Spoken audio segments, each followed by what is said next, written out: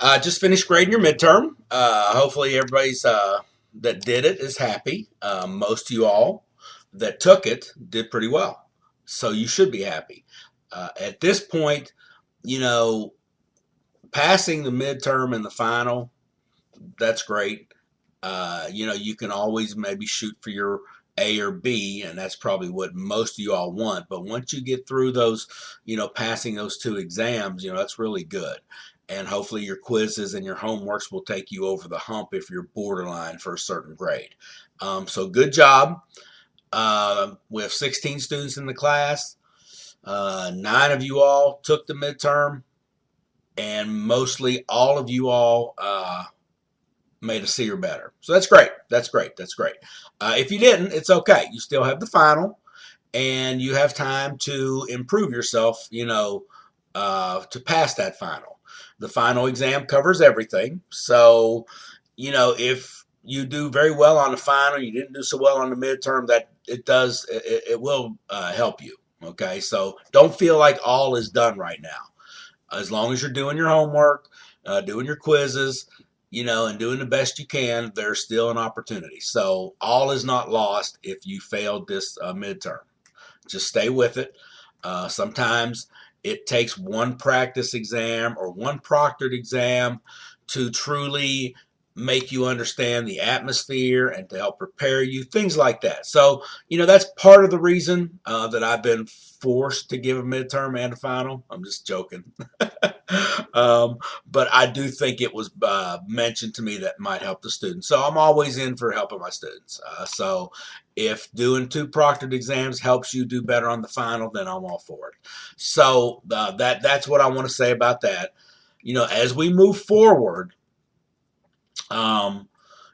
there's new topics, many things you may not have seen before. Some things you might have, but for the most part, you haven't seen them before. So try to spend the appropriate time to practice the skills.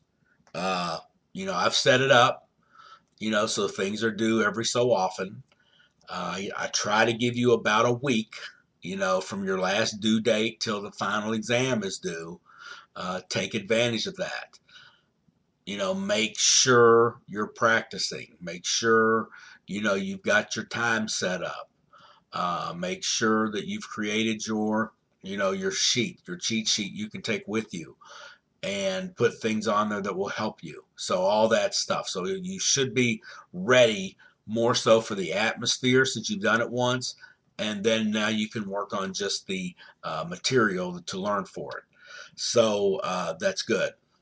If you have questions when you get stuck on things, just feel free to send me stuff. I'll try to help you. I have video lectures. They're mine. There's lectures from the textbook. Sometimes most of us, and I'm in this category. When I was your age, I'm doing the bare minimum. I truly did. Just to get what I needed. And, I would probably never watch a video when I was taking a math class, just because I didn't think I needed it. But I was even, I guess, not smart enough, but well aware enough to know if I'm struggling with something, then maybe I need to do more. Okay, so you can have that attitude of, well, I'm not going to watch the videos. I'm not going to do all this extra stuff. And if you make an A or B, fine.